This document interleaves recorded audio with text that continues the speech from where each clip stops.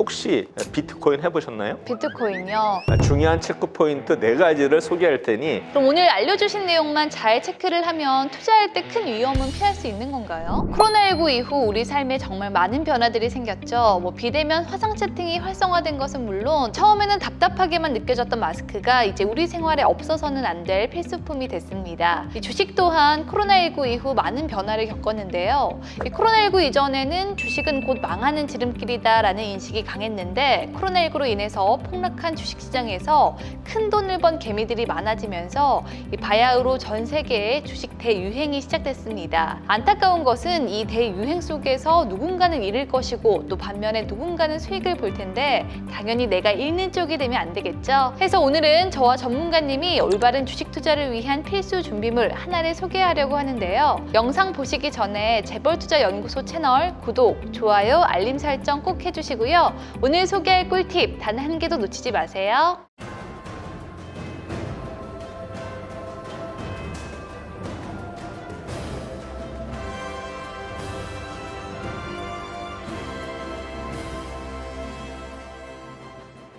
안녕하세요. 증권가의 가장 빠른 소식을 전하는 재벌투자연구소 MC 하현정입니다. 오늘도 현직 전문 애널리스트로 활동하고 계신 최동기 전문가님 모셨는데요. 전문가님 안녕하세요. 네, 안녕하세요.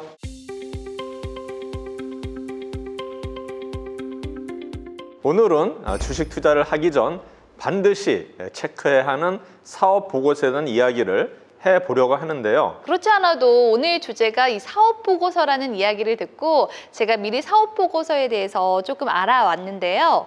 이 사업보고서 하나에 정말 많은 내용들이 담기더라고요. 해당 기업의 사업 상황이나 또 재무 상황, 경영 실적 등의 내용이 기록이 되는데 이 내용들을 일반 투자자들에게 정기적으로 공개를 함으로써 합리적인 투자 판단 자료를 제공한다고요? 네, 맞습니다. 아주 정확히 알고 오셨네요. 아나운서님이 저와 같이 호흡을 맞춘 기간이 길지 않은데 벌써부터 폭풍 성장하는 것 같아 내심 뿌듯합니다. 네, 아유 감사합니다. 그런데 최근 아나운서님과 같은 일반 개미 투자자들이 네. 주식 투자를 하는 모습들이 상당히 위태로워 보일 때가 많더라고요. 오늘 콘텐츠도 사실 방금 말씀드린 이유 때문에 기획하게 된 것이고요. 코로나19 이후에 주식을 하는 분들이 기하급수적으로 늘어났다는 사실은 이미 모두가 알고 있잖아요. 덕분에 시장 참여도가 높아진 점은 참으로 긍정적인 효과인데요. 반면에 주식 초보자들이 작년 코로나19 효과로 너무 쉽게 주식시장에서 큰 돈을 벌면서 근거 없는 무분별한 투자를 하는 투자자들이 많아졌습니다. 맞아요. 진짜 저 역시도 주식을 해보니까 투자할 때 굉장히 혼란스러울 때가 또 많더라고요. 내가 과연 해당 종목에 대해서 충분히 알아보고 투자를 하는 건지 아니면 단순하게 주변에서 오른다고 하니까 뇌동매매를 하는 건 아닌가 하고요. 그래서 오늘 전문가님께서 이 제대로 된 투자를 위해서 사업 보고서 보는 방법을 이 컨텐츠 주제로 정하셨나 싶었죠. 네, 맞습니다. 주린이 분들을 보면 정말 위험한 투자를 하는 분들이 많아서 오늘 영상이 초보자에게 도움이 되었으면 하는 마음에서 준비하게 되었습니다. 그런데 아나운서님 혹시 비트코인 해보셨나요? 비트코인요? 네. 저는 정말 소액으로 담아봤는데 바로 폭락을 해서 포기를 했습니다. 그런데 주변을 둘러보면 정말 비트코인 안 하시는 분을 찾기 힘들 만큼 또 인기가 대단하더라고요. 또 기사를 보니까 이 20조 원이 넘는 자금이 주식과 비트코인으로 넘어갔다고도 하고요. 네, 맞습니다. 요즘 비트코인 열풍이 엄청난데 워런 버핏이 언급했듯이 코인은 실체가 없는 가상화폐이기 때문에 투자 수단으로 활용하기에는 리스크가 너무 큽니다.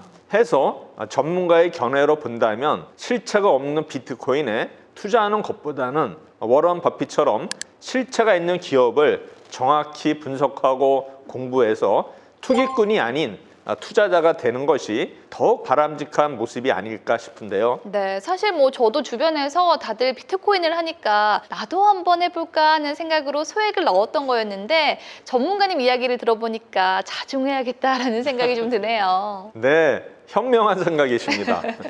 그럼 본격적으로 오늘의 주제인 사업 보고서에 대해 이야기를 나눠볼까요? 네, 좋습니다. 저도 앞으로는 주식에 투자할 때 이 사업 보고서를 꼼꼼히 검토하는 습관을 기르고 싶은데 사업 보고서는 어디서 확인할 수 있는 거죠? 사업 보고서는 금융감독원 전자공시 시스템에서 확인할 수 있습니다. 사이트에 접속하면 메인 화면에 회사명 혹은 종목 코드를 입력할 수 있게 되어 있는데 이곳에 원하는 회사명을 입력한 후 기간을 선택하면 조회할 수 있는데요. 원하는 기간을 설정하고 정기 공시 부분에 체크한 뒤 사업 보고서를 선택한 후 검색을 누르시면 확인할 수가 있습니다.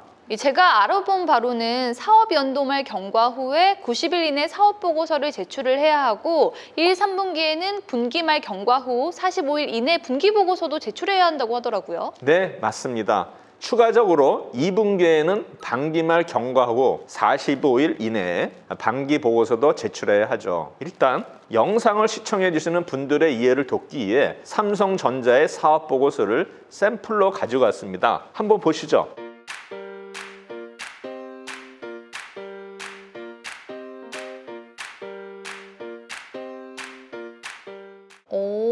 이게 바로 사업 보고서군요. 그런데 전문가님, 주린이인 제가 보기에는 내용이 너무 많고 어려워 보이는데 이걸 다 봐야 되는 건가요? 초보자가 보기에는 다소 내용이 어려울 수 있습니다. 해서 제가 오늘 중요한 체크 포인트 4가지를 소개할 테니 어렵게 생각 마시고 잘 따라와 주시기 바랍니다. 네. 첫 번째로 체크할 부분은 자본금 변동 사항입니다. 회사의 개요의 3번 항목인 자본금 변동 사항은 경제 원리에 따라 수량이 많아지면 그만큼 가치가 떨어지기 때문에 주가 하락의 이유가 될 수 있습니다. 이 항목에서 해당 기업이 유상증자를 자주 하는지, 전환사채나 신주 인수권부 사채를 자주 발행하는지 등을 확인할 수 있는데요. 특히 미상한 전환사채의 물량이 많이 남아있다면 주가 하락의 요인이 될 가능성이 있기 때문에 투자 시에는 주의하셔야 합니다. 제가 알기로 전환사채는 발행 시 보통의 회사채와 같지만 일정 기간이 지나서 주식 전환권이 발동을 하면 투자자가 원할 때 채권을 주식으로 바꿔 주가 상승에 따른 차익을 실현하는 것으로 알고 있는데요. 이 신주 인수권부 사채는 전환사채와는 본질적으로는 같지만 신주 인수권 행사와는 별도로 만기까지 채권이 존속된다는 부분이 큰 차이점인 것으로 알고 있는데 이게 맞나요? 맞습니다. 신주 인수권부 사채, 그러니까 영어로는 BW라고 하죠. BW는 전환사채처럼 주가 상승 시 차익도 실현할 수 있고 추가적으로 만기까지 채권의 이자와 원금도 함께 받을 수 있습니다. 신주 인수권부 사채는 이처럼 본질은 채권이지만 신주 인수권을 행사하려면 별도의 추가 자금이 필요하며 표면 이자율이 전환사채보다 낮다는 것도 특징이 되겠습니다. 그렇다면 또 다른 체크 포인트는 없을까요?